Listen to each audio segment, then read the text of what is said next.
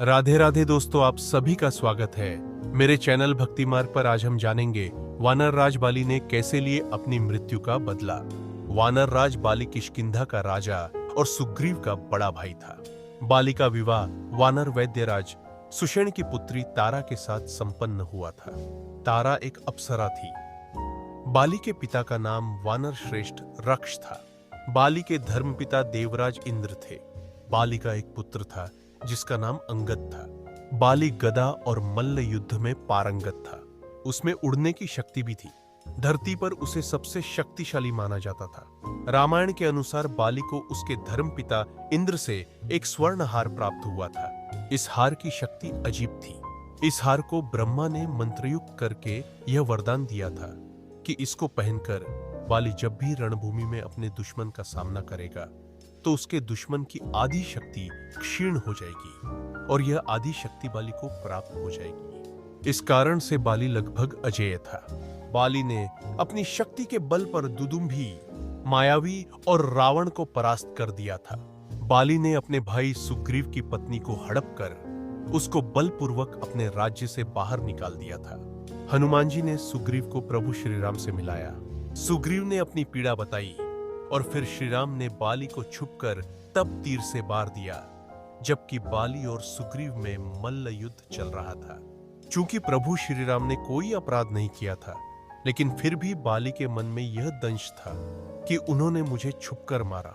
जब प्रभु श्री राम ने कृष्ण अवतार लिया, तब इसी बाली ने जरा नामक बहेलिया के रूप में नया जन्म लेकर प्रभाव क्षेत्र में विषयुक्त तीर से श्री कृष्ण को हिरण समझकर तब मारा जब वे एक पेड़ के नीचे योग निद्रा में विश्राम कर रहे थे। दरअसल श्री कृष्ण ने द्वारिका में अपना निवास स्थान बनाया और सोमनाथ के पास स्थित प्रभास क्षेत्र में उन्होंने देह छोड़ दी। भगवान कृष्ण इसी प्रभास क्षेत्र में अपने कुल का नाश देखकर बहुत व्यथित हो गए थे। वे तभी से वहीं रहने लगे थे। एक दिन वे एक वृक्ष के नीचे विश्राम कर रहे थे, तभी किसी बहेलिये ने उनको हिरण समझकर तीर मार दिया। यह तीर उनके पैरों में जाकर लगा और तभी उन्होंने देह त्यागने का निर्णय ले लिया। पौराणिक मान्यताओं अनुसार प्रभु ने त्रेता में राम के रूप में अवतार लेकर बाली को छुपकर तीर मारा था। कृष्णावतार के समय भगवान ने उसी बाली को जरा नामक बहेलिया बनाया और अपने लिए वैसी ही मृत्यु चुनी जैसी बाली को दी थी। प्रभास क्षेत्र काठियावाड़ के समुद्र तट पर स्थित बीराबल बंदरगाह की वर्तमान बस्ती का प्राचीन नाम है। यह एक प्रमुख तीर्थ स्थान है। महाभारत के अनुसार यह सरस्वती समुद्र संगम पर स्थित प्रसिद्ध तीर्थ था। समुद्रम पश्चिमम गत्वा सरस्वत्यब्धि संगमम। यह विशिष्ट स्थल या देहोत्सर्ग तीर्थ नगर के पूर्व में हिरण्या, सरस्वती तथा कपिला के संगम पर बताया जाता है।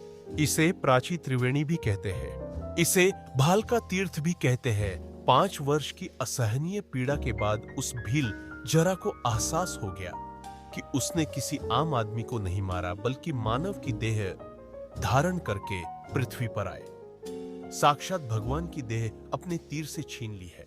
वापस उसी स्थान पर जाकर गोविंद गोविंद कहते हुए उस बहेलिये ने समुद्र में समाकर अपने प्राण त्याग दी। जिस स्थान पर जरा ने श्री कृष्ण को तीर मारा, उसे आज भालका तीर्थ कहा जाता है। वहां बने मंदिर में वृक्ष के नीचे लेटे हुए कृष्ण की आदमकद प्रतिमा है। उसके समीप ही हाथ जोड़े जरा खड़ा हुआ है।